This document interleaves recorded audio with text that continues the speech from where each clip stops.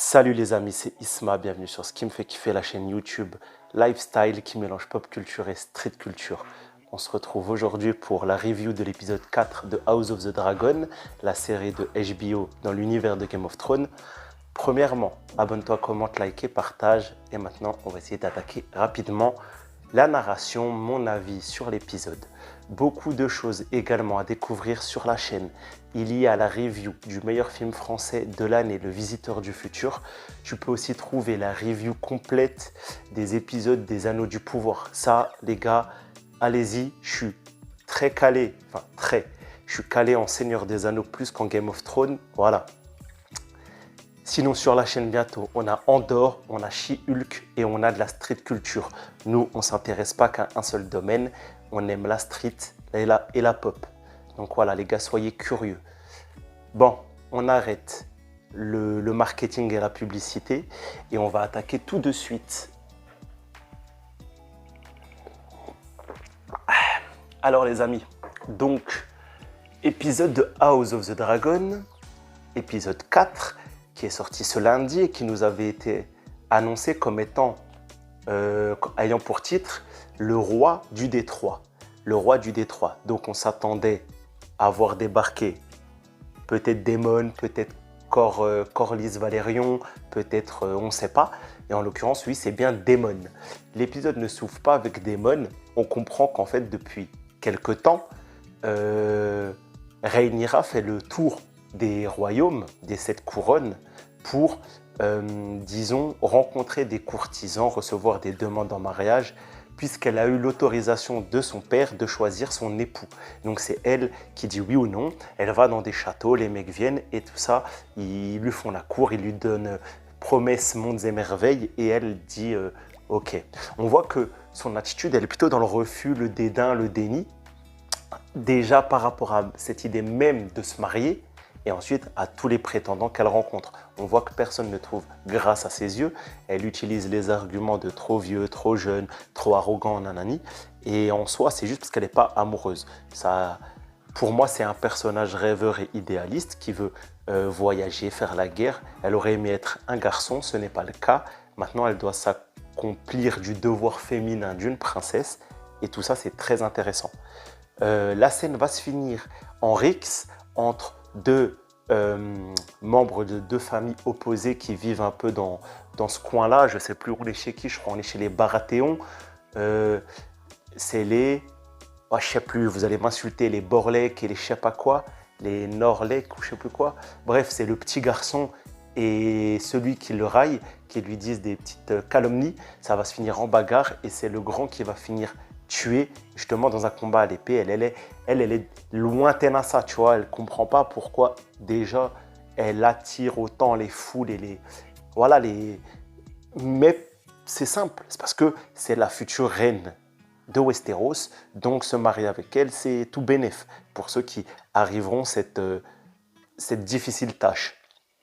Bref, elle est courte son séjour, elle en a marre, elle rentre à Port-Réal et là, en même temps que son bateau arrive, on voit un dragon, on reconnaît Araxès, et en fait c'est Daemon qui revient du détroit après sa longue guerre avec les Valérions contre les gaveurs de crabes et contre la triarchie, voilà, ces corsaires, ces pirates, ces bandits, et du coup il est victorieux.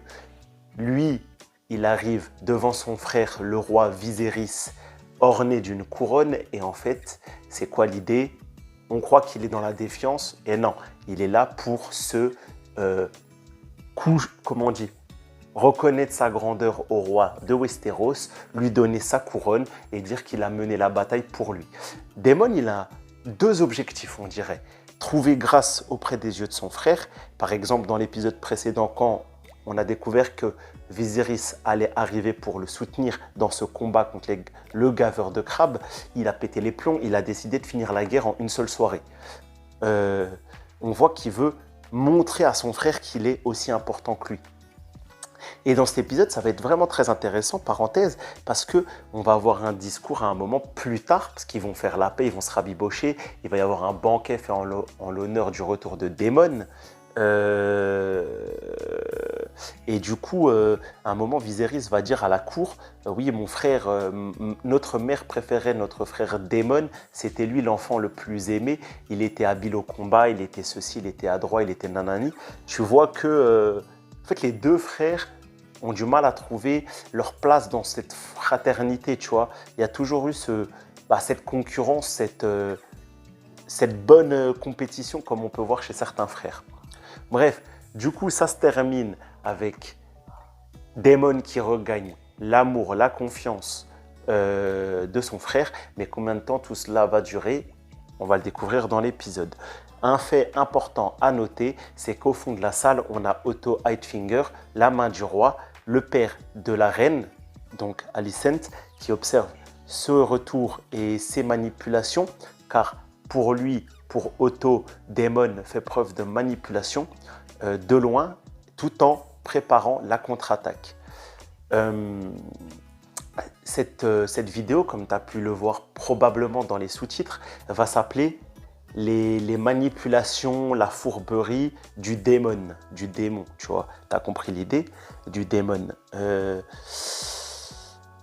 Petit à petit, je pensais que c'était le good guy caché, tu vois, dans la caricature du méchant. Mais en fait, petit à petit, j'en suis plus aussi certain. Tu sais qu'aussi, dans la précédente vidéo, j'ai lâché un énorme spoil théorie, selon moi, bien évidemment, comme quoi Daemon serait le vrai père de Rhaenyra. Avec ce qui va se passer dans cet épisode, j'en suis plus très sûr. Cet épisode va continuer de tourner autour de deux axes principaux. Le retour de Daemon et sa place à la cour avec tous les rebondissements que ça va avoir, et les pérégrinations de Rhaenyra, et qui va se concrétiser par les méandres des deux protagonistes que je viens de vous citer. En fait, rapidement, déjà il y a une ambiance très froide entre le roi Viserys et sa fille, donc Rhaenyra, parce qu'elle ne veut pas se marier, elle est dans le refus. Finalement, Daemon va vite semer le trouble à Port-Réal après son retour, car il va emmener Rhaenyra en vagabondage un soir dans les rues de Port-Réal. Je ne sais plus comment ils appellent exactement l'endroit qui est mal famé. Et en fait, de là va découler tout un truc qui va prendre des conséquences énormes. Et là, en fait, tu peux te demander qui fait quoi. En fait, Daemon a sorti Rhaenyra. Donc au début, c'était gentil. Allez, viens, je te montre les troubadours, les jeteurs de feu, les cracheurs de feu. Viens, on va boire un verre. Viens, je te montre le spectacle de marionnettes. Très intéressant ce côté spectacle de marionnettes, j'aime vraiment. Déjà, on voit nos protagonistes qui voient l'image dont le peuple a d'eux. Ça, c'est vraiment très intéressant. Et surtout, tu vois, les caricatures, les idées reçues sur elle, tu vois, elle découvre que même le peuple, certains pensent qu'elle est pas forcément la meilleure reine et qu'un homme serait meilleur sur le trône, tu vois. Donc, beaucoup de choses. Le problème, c'est que Daemon, d'où les manipulations, les fourberies du démon, c'est qu'on ne sait pas pourquoi ce petit bougre va l'amener dans un bordel. D'abord, un bordel un peu spectacle érotique. Pardon pour le terme, bordel, et pour les mots qui vont être utilisés. Malheureusement, c'est une vidéo qui n'est pas à laisser entre les mains des enfants et je vais essayer quand même de contrôler le discours que je vais avoir, mais c'est vrai que l'épisode était très tendancieux. Donc on a Daemon qui emmène Rhaenyra pour la séduire. Et là tu vas me dire, mais c'est sa nièce. Ouais, mais t'es chez des Targaryens. Targaryens, déjà il faut savoir qu'ils se mariaient souvent entre eux, entre frères et sœurs. Ensuite, on est dans une époque où les mœurs, au final, n'ont un mur de simple... Enfin, le voile est très fin, tu vois, des mœurs. Et du coup, le problème, c'est que tout ça, ça va comment dire? En fait, Daemon va l'introduire dans les vices de la luxure. Et tout ça, ça va l'intriguer. À la fin de cette scène, on ne sait pas vraiment ce qui va se passer. Est-ce que Rhaenyra et Daemon ont dérapé ensemble? On a envie de dire que non, mais on ne peut pas en être certain vu les images qui nous ont été proposées. Il s'avère que dans les livres, c'est ce que j'ai entendu dire par d'autres, moi je n'ai pas lu les livres, que les scènes sont beaucoup plus ambiguës dans le livre. Ça nous laisse quand même le doute, mais c'est plus accentué, il se peut que oui. Maintenant, tu fais ton propre avis avec ce que la série nous a donné. Le problème de tout ça, c'est qu'ils ont été vus par bon nombre de personnes. Quand ils vont rentrer au palais, Otto Highfinger est informé et son premier acte de loyauté, ou en tout cas par intérêt, c'est de dénoncer les agissements de Daemon et de la fille du roi au père, à Viserys le roi. Ça va avoir des conséquences astronomiques parce que sa vertu est remise en cause, sa chasteté, sa pudeur, comment dire, faut pas oublier quand même, c'est une princesse, donc noblesse, donc droitesse, donc droiture, donc ce que tu veux, et les agissements pervers, c'est quand même mal vu. Comme il est dit dans l'épisode, si elle avait été un garçon, on aurait dit « Ah ok, c'est normal », car c'est les pulsions masculines, mais venant d'une princesse, c'est inconvenant. Donc, la série déjà nous fait aborder tous ces sujets de être un homme, être une femme. On n'a pas les mêmes droits en termes de sexualité à une époque féodale. C'est toujours le cas d'ailleurs aujourd'hui en 2020, en 2022. L'épisode va également nous parler des mœurs libres, tout ça. Enfin, il y a plein de choses qui sont abordées. Cet épisode, il est vraiment gênant à voir. En tout cas, moi, il m'a laissé, pas par ses actes charnels visuels, mais par les sujets qu'il aborde. Ouais, c'est vraiment pas un programme ni un épisode à mettre dans les mains de n'importe qui. Je parle d'âge. En tout cas, tout ça va avoir beaucoup de conséquences. Otto va perdre la main du, le titre de main du roi. Je vous ai un peu spoil la fin, toute fin, car il va comprendre que peut-être, le roi va comprendre que peut-être il est intéressé et qu'il se sert de tout ce qu'il peut pour dévaloir à la fois Rhaenyra et Daemon, car il ne faut pas oublier que dans cette histoire, il y a 3 prétendants à la couronne aujourd'hui. Il y a Rhaenyra qui est l'héritière légitime désignée par le roi, la successrice. Il y a Daemon, le frère du roi, mais il y a aussi le deuxième né du roi de Viserys, Aegon II, le fils d'Alicent, le petit-fils de Otto. Donc, en vrai, il n'est plus du tout partial comme garçon, ce monsieur Highfinger. C'est pour ça que le roi Viserys, dans sa clairvoyance, et il est clairvoyant, il va destituer Otto, car selon Viserys, même si il a relaté des choses vraies selon lui et tout, il est plus neutre dans tout ça. Ayant un petit-fils qui peut être légitimement le roi, le successeur, il est plus neutre. Daemon, lui, va connaître la colère de son frère, et cette fois-ci, le roi Viserys est vraiment dans une colère noire. Et je pensais qu'il allait le tuer, moi. Bon, ça aurait mis fin à Matt Smith. Encore une fois, Matt Smith, acteur incroyable qui interprète un personnage incroyable. Mais au final, il le bannit juste, il lui demande de ne plus venir, de ne plus le voir. Bref, au final, on tourne un peu en rond dans cette relation Viserys-Daemon. Maintenant, est-ce que Daemon... Il y a trop de choses à dire.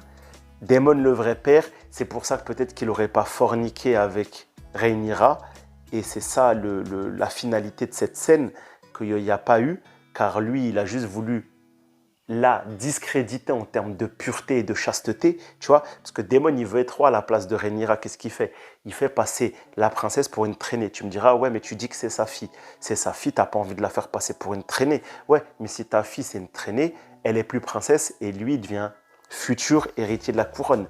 Tu vois, il y a toute cette idée politique et c'est ça la force de GOT et de House of the Dragon, c'est tout cet aspect politique.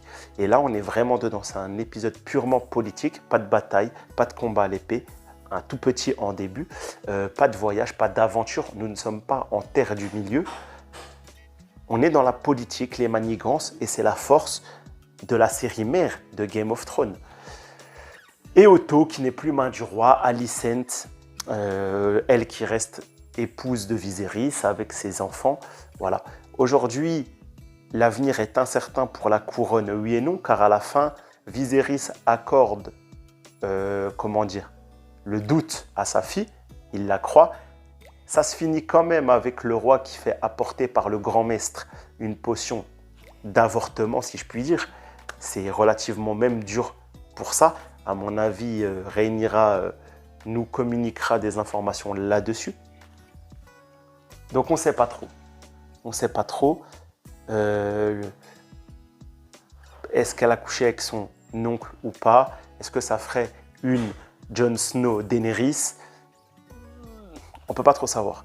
La vraie question, selon moi, qu'il faut se poser et dont j'ai essayé de vous apporter les éléments pour répondre, et j'attends votre avis en commentaire, c'est est-ce que Daemon fait tout ça de façon intentionnelle, de faire passer Rhaenyra pour